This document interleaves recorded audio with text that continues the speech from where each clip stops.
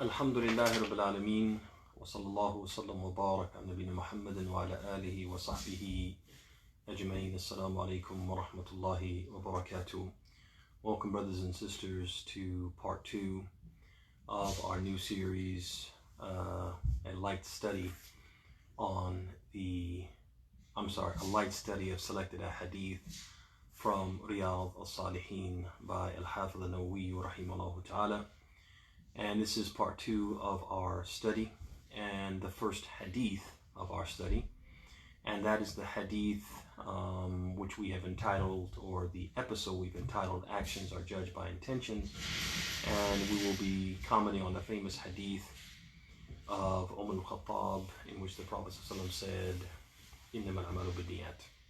So the hadith, عن أمير المؤمنين أبي حفص عمر بن الخطاب رضي الله عنه قال سمعت رسول الله صلى الله عليه وسلم يقول إنما الأعمال بالنيات وإنما لكل امرئ ما نوى فمن كانت هجرته إلى الله ورسوله فهجرته إلى الله ورسوله ومن كانت هجرته لدنيا يصيبها أو امرأة ينكحها فهجرته لما هاجر إليه.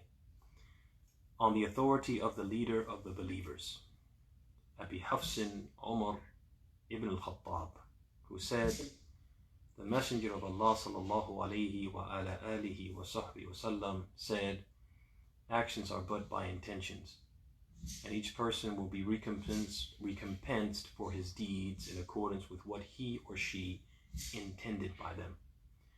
So whoever migrated to Allah and His Messenger, then his migration is to Allah and His Messenger.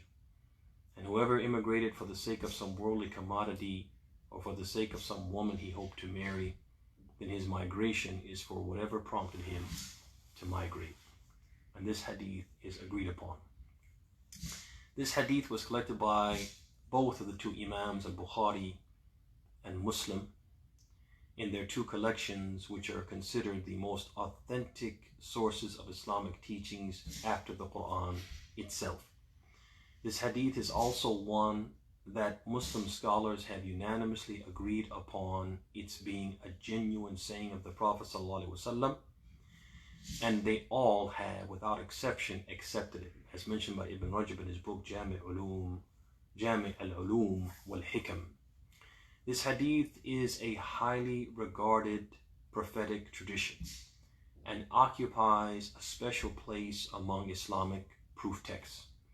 This hadith, scholars of Islam, particularly the scholars of hadith, have traditionally opened their collections, prefaced their collections with this hadith, opened it as if to say that every action must begin with a pure intention, and my action, I am committing myself to begin it with a pure intention, and to demonstrate that, I am opening it with this hadith, which talks about and encourages and emphasizes the importance of the purity of intentions.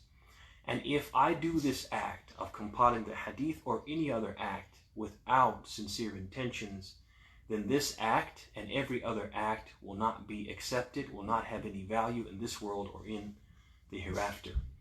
Another point that shows the elevated status of this hadith in Islamic literature is the fact that Imam Shafi'i rahimahullah ta'ala, he referred to this hadith, or he considered this hadith to be thuluth al-ilm, a third of knowledge. A third of knowledge is what? Is knowing this hadith.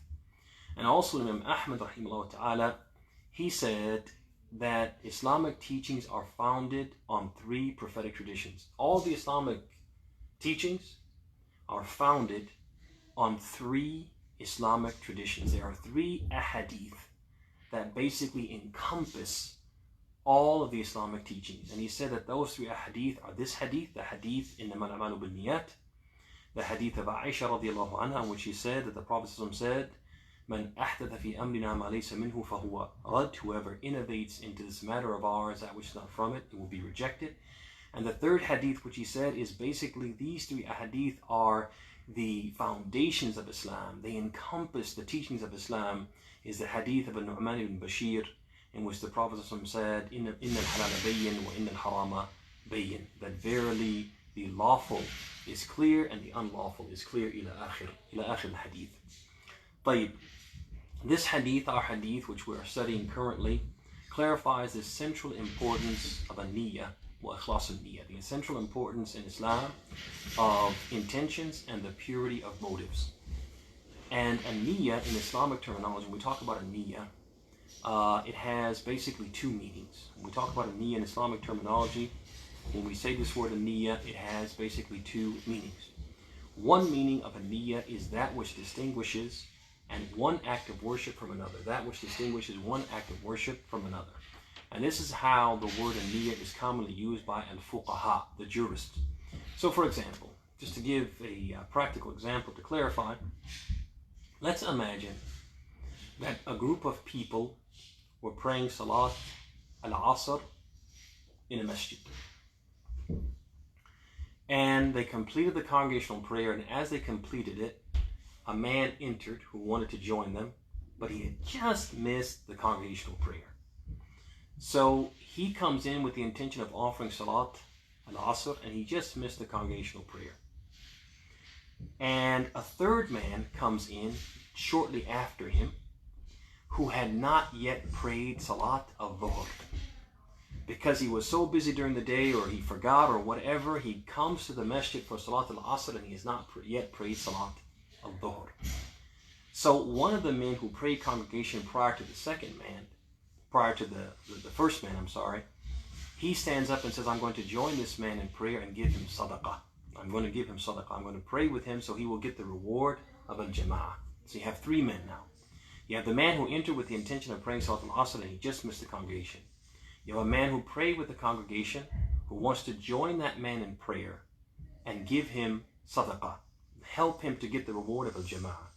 And then you have a third man who comes in shortly after they begin praying, who has not yet prayed Salat al-Dhuhr. They all stand together and they all pray what looks like the same exact prayer.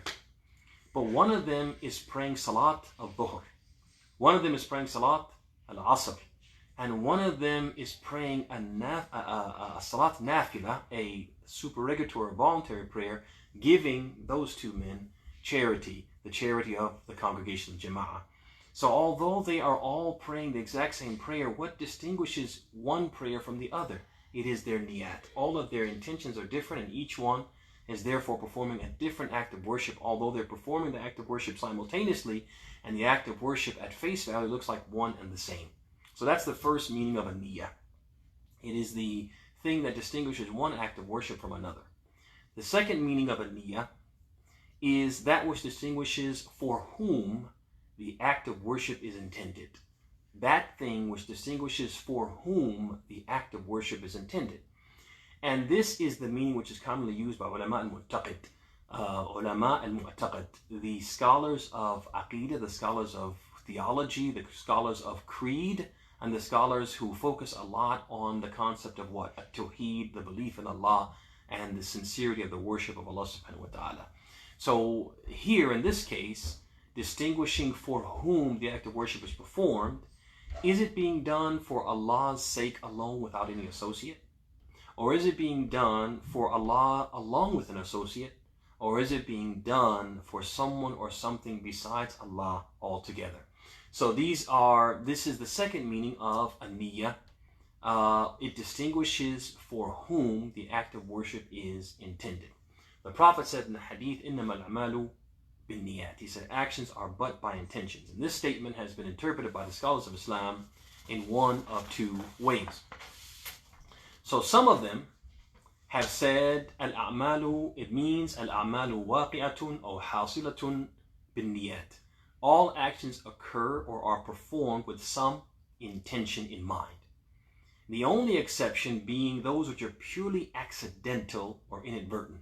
And this is the interpretation of the first sentence of the hadith, which has been typically given by the early scholars. The early scholars typically translated or interpreted the hadith in this way, the first sentence of the hadith in this way. And so basically what they say is that every time a person does something, they do it with what? With some type of intention, with some type of motive. The only exception being those actions which are purely accidental or inadvertent. For example, let's say you have a person driving down the road and he's having a very heated emotional conversation with someone on the cell phone. And in one hand he has a cell phone, the other hand he has what? A bottle of water. And he's drinking, sipping on the water and talking to this person and giving this person the business on the cell phone. And then he gets so angry at what the person says on the cell phone that he wants to throw the water out the window to just show his frustration. But inadvertently he throws what? He throws the phone out the window, right? Because why? He's so emotional. He's in this heightened emotional state, and he what? Inadvertently throws a cell phone instead of throwing the water out. That's an example of something which occurs without what? Unintentionally, right? Unwittingly. But generally speaking, when a person does something, they do it with what? With an intention. That's the meaning of the first statement. إِنَّمَا الْأَعْمَالُ بِالنِّيَّاتِ. Actions are but by intentions. The second interpretation given to this opening sentence or opening statement is every action is assigned value and accepted or rejected depending upon its accompanying intention. So basically, this is the meaning that has been given to by the latter-day scholars, and I mean by latter-day are those of the time of Ibn Rajab and beyond. Okay, but before that, earlier scholars were the opinion that what? It was, like we said, all actions are by intentions. And so basically, this interpretation of the hadith by the latter-day scholars that the reward for a good deed, the value of a good deed is assigned based upon its intention. This basically means that it's specific. The hadith is specific to religious deeds which require specific intentions. So it's not general to all deeds, but it's specifically, the Prophet is speaking specifically about religious deeds for which a person could hopefully or hope to receive a reward. The Prophet goes on in the hadith, وَإِنَّمَا لِكُلِّ إِمْرِئٍ مَا نَوَى. And each person will be recompensed for his deeds in accordance with what he or she intended by them. This sentence now, after the Prophet tells us that actions are but by intentions, actions occur with some sort of intention, the second sentence tells us what is the legal or religious ruling of those deeds, and that ruling or the ruling of each deed is assigned overwhelmingly. The ruling that is assigned to each deed is overwhelmingly, and I say overwhelmingly, underscore that, because that is not the only, although the wording of the Prophet implies that is the only determining factor, that's not what the Prophet meant. But what he meant to say, because we have other statements of the Prophet that indicate there are other factors that determine what reward will receive beyond the intention. But because the Prophet worded in this way, is as if he's saying the overwhelming determining factor, the overwhelming determinant of the reward that we will get for a particular deed is the intention that prompted its performance. That's the basic meaning, that's basically the meaning of what the Prophet is saying in the second sentence. So it's as if the Prophet is saying a good deed performed with a good intention will be what? Good. But a good deed performed with an evil intention will be what? Will be evil. Even though the deed itself, standing alone in a vacuum, is a good deed. If it's done with an evil intention, it'll be what? It'll be evil. And also a good deed with the intention of a habit. A person does a good deed, which again, standing alone in a vacuum, this is what? It's a good deed. But if it's done out of habit, out of force of habit, it will be considered what? It will be considered a habit. So basically that is the meaning of what the Prophet is saying, that what we intend at the time of doing a deed will ultimately determine what reward, what value that particular deed is assigned and how it's viewed by Allah. A person, for example, comes in from playing a game of basketball, mowing the lawn on a hot summer day. And he's hot. And he starts splashing water on himself, right? He puts water in his mouth because his mouth is dry. He sucks water into his nose because he just felt like, I got some dust and stuff in my nose. He starts throwing water on his face because his face is hot. Starts throwing water on his arms because his arms are hot. On his head and ears because his head and ears are hot. Throws water on his feet. And after that, he's like, I feel so cool. Alhamdulillah, that cooled me off. But all those acts were the acts of wudu of salat. So I can go ahead and pray. No. Because when he did that, he didn't have the intention of wudu for salat. He had the intention of what? Of cooling himself off. That is the meaning or part of what the Prophet ﷺ means when he says, وَإِنَّمَا لِكُلِّ إِمْرِئٍ ma nawa. And a person will achieve or receive as a recompense for the deeds that he does. The recompense he receives will be determined by what? The intention that promoted or prompted him, to do that deed. Now there's a question. Should we understand that an evil deed, stealing, cheating, lying, backbiting, slander, etc., if done with a good intention, will be counted as a good deed? The answer is no. Although the Prophet's words are general, right? Actions, that's a general statement from the Prophet ﷺ. They have not been generally understood to encompass all evil deeds. To encompass evil deeds, to encompass all deeds to the inclusion of evil deeds done with claimed good intentions. So even though the Prophet's words are general, they have not generally been understood by the scholars of Islam to encompass evil deeds done with what? Claimed good intentions. And on this point, Al-Hafidh Al-Ghazali, rahimahullah ta'ala, he said, Al-Ma'asi la tatagayyaru ila ta'atin bin niyyah. فلا ينبغي أن يفهم الجاهل ذلك من عموم قوله صلى الله عليه وسلم إنما الأعمال بالنيات فيظن أن المعصية تتقلب طاعة. He says, sins do not become acts of obedience by virtue of intention. So it is not acceptable that a lay person should understand that from the generality of the statement, actions are judged by intentions, and therefore conclude that sins can transform into acts of obedience based upon one's motives. So we should not understand from the statement of the Prophet, actions are judged by intentions, that if I do something wrong, but I have good intentions, I steal from the rich and give to the poor, that I'm somehow virtuous because I had these good intentions. No, that the general rule is that the statement of the Prophet applies to what? To good deeds and not to what? To evil deeds. Good deeds will be good if the intention is right, but that doesn't mean evil deeds will be good if the intention is good. But then he goes on, alayhi salatu wasalam, and he says, فَمَنْ كَانَتْ هِجْرَتُهُ إِلَى اللَّهِ وَرَسُولِهِ فَهِجْرَتُهُ إِلَى اللَّهِ وَرَسُولِهِ. Migration is mentioned, so he says, so whoever migrated to Allah and His Messenger, then his migration is to Allah and His Messenger. Now, migration has been mentioned only as an example, not to imply exclusivity or specificity. The meaning is that whenever a deed, so the Prophet, you can take the word migration of hijrah and replace it with any other act of worship. The Prophet just gave this as an example. He didn't mean to say that migration, if it's done sincerely for the sake of Allah, you'll get a reward, but other deeds, the intention doesn't matter. That's not what the Prophet intended. He mentioned migration as an example. And the meaning is that whenever a deed, whatever that religious deed is done for Allah's sake and in accordance with the teachings of His Messenger, seeking the pleasure of Allah and seeking to follow in the footsteps of the Messenger, then that deed will be deemed a good deed and worthy of reward from Allah. That's the meaning of the statement of the Prophet ﷺ. Then he goes on and he says, وَمَنْ كَانَتْ هِجْرَتُهُ لِدُنْيَا يُصِيبُهَا أَوْ إِمْرَأَةٍ يَنْكِحُهَا. And whoever immigrated for the sake of some worldly commodity or for the sake of some woman he hoped to marry. These two motives have been mentioned in contrast to the previous motive, the sincere motive, the motive of Allah, seeking Allah's pleasure and seeking to follow the way of the Prophet ﷺ and worship Allah the way the Prophet taught. These two motives have been mentioned also as an example.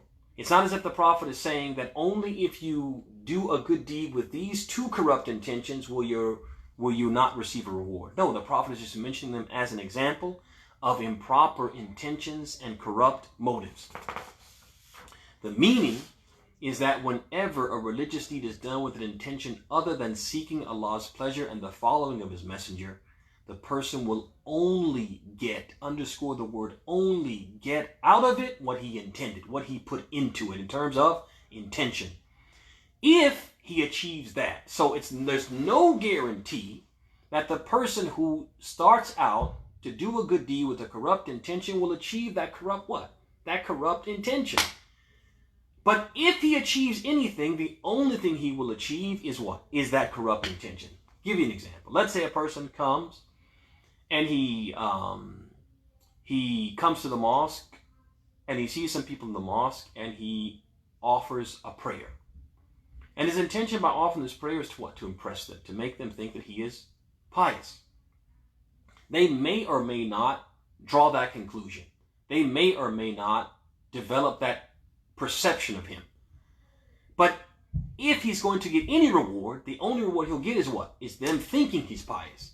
If he does it with that intention, he won't get the reward of Allah. This is what the Prophet is saying, that basically the person will only get from their deed what they intended. If they intend something besides Allah's pleasure and following His messenger, they'll only get that thing if they get anything at all, and there's no guarantee they will get it, which is why the Prophet concluded by saying, فَهِجْرَتُهُ إِلَى مَا هَاجَرَ إِلَيْهِ. Then his migration is for whatever prompted him to migrate. Notice, the Prophet ﷺ, in the first case, he said that whoever made hijrah to Allah and His messenger, then he made hijrah to Allah and His messenger. So he mentioned the original motive, and then he repeated it as what? As the recompense. In this case, he mentioned the motive of a worldly commodity and a woman that the person hoped to marry. But then when he mentioned it the second time, he didn't repeat the motive. He just said, whatever it may be, whatever prompted him. And why did the Prophet do this? He did this to denigrate, to belittle, to assign little or no importance to the worldly thing that the person sought besides or instead of the pleasure of Allah. Instead of making the pleasure of Allah his primary concern, he made this other thing his primary concern, and that wasn't what? That wasn't worth it. It wasn't on the same footing. So it's not worth repeating, like repeating Allah's sake and the following of His messenger. As if the Prophet ﷺ wanted to say, whatever the person's motive is, whatever it is, it doesn't matter. Whatever it was besides the pleasure of Allah, it cannot compare to the reward he would have received if his intention had been purely for the sake of Allah. Or in addition, that thing, as if the Prophet wanted to say, in addition to that, that thing, whatever it was, doesn't matter what it was, will not be worth the punishment he could potentially suffer due to his lack of sincerity. It's not even worth repeating it. Why? Because it can't compare to the reward he would have received from Allah if he had been sincere. And also, it will not be worth the punishment the person could potentially receive from being insincere. This is why the Prophet didn't even repeat it. What are the lessons, brothers and sisters, we can take away from what we heard today from the hadith of Hafs, Amir al-Mu'mineen, Umar al-Khattab, the hadith, إِنَّمَا الْأَعْمَالُ بِالنِّيَّاتِ. Actions are but by intentions. We'll mention 3 lessons. The first one is we see clearly from this hadith the paramount importance of niyyah, the paramount importance of intention in Islam. Paramount because why? 1, it determines what purposes our deeds serve. We have to always be mindful of what we're doing and why we're doing it, because that will determine what purpose the deed will serve and how it will be received by Allah. Is it dhuhr? Is it asr? Is it just a sunnah nafila? Is it just a supererogatory voluntary prayer? What will determine it? The niyyah. That's why we just can't go and Allahu Akbar and just start praying. We have to really bring to mind what it is that we're doing so that the act of worship will serve the purpose that we want it to serve. Secondly, the importance of niyyah, because why? It determines whether or not we are rewarded for the deeds we do. None of us wakes up at 4 o'clock or 3 o'clock in the morning to offer Salat al-Fajr this time of year to have that thrown back in our face. We want to make sure that we're rewarded for this. All of this effort and the sacrifice of sleep, we want to be rewarded for that. So we need to make sure that we have the right intention. It shows you the importance of intention, which is overwhelmingly, it is the overwhelming determining factor of what reward we receive from Allah for our deeds. Number two from the lessons, that this hadith, the statement of the Prophet ﷺ, إِنَّمَا الْأَعْمَالُ بِالنِّيَّاتِ وَإِنَّمَا لِكُلِّ امْرِئٍ مَا نَوَى. Actions are but by intentions, and every person shall receive as a recompense for his deeds precisely what he or she intended by them. It applies to all good deeds. And we have to understand all means all without exception, all good deeds. And what is the greatest deed that a Muslim performs? Al-Islam wa Iman. Being a Muslim and believing in Allah. These are the 2 greatest deeds we perform. And a lot of times we don't understand that this hadith is applicable to being a Muslim. Why are you a Muslim? Why did you accept Islam if you weren't born a Muslim? And why do you remain a Muslim and continue to affiliate yourself with Islam if you were born a Muslim? We have to make sure our intention for doing that is right, because all the other deeds, their acceptability will be determined by what? By the sincerity of what? Of our Islam. Why are we Muslims? Are we Muslims by choice or Muslims by chance? Are we Muslims because of social pressure? Are we Muslims because there's some financial benefit, there's some social benefit? Are we Muslims because what will people say if I wasn't a Muslim? If these are our intentions, it will affect what? It has a domino effect on everything else that follows from that. We have to make sure that we believe for the right reasons. We have to make sure that we're Muslims for the right reasons. And so this is why, this is one of the things that this hadith makes this hadith so important. It tells you that everything you do as a Muslim, including being a Muslim, is going to be the reward for it. And whether or not it has value and true meaning is going to be determined by what? By what we intend by that. And last but not least, from the lessons number 3, is that this hadith does not apply to evil deeds. Sins do not become acts of obedience, do not become acts of worship, do not become rewardable deeds by virtue of intention. We can't say, I rob from the rich, I give to the poor, but I do it with a good intention, and so therefore somehow, some way, I'm virtuous and this deed is virtuous. It does not apply to sins. With that, we will conclude our commentary on today's hadith, and inshallah ta'ala, we'll see you tomorrow. We'll see each other tomorrow with another hadith and another commentary and another group of lessons and life skills. Until then, we close by saying, or by asking Allah subhanahu wa ta'ala to bless you, to bless your houses, to bless your spouses, to bless the rest of your evening, and to bless you, to make you blessed wherever you may be. We ask Allah subhanahu wa ta'ala to make us from those who listen to the talk and follow the best of it.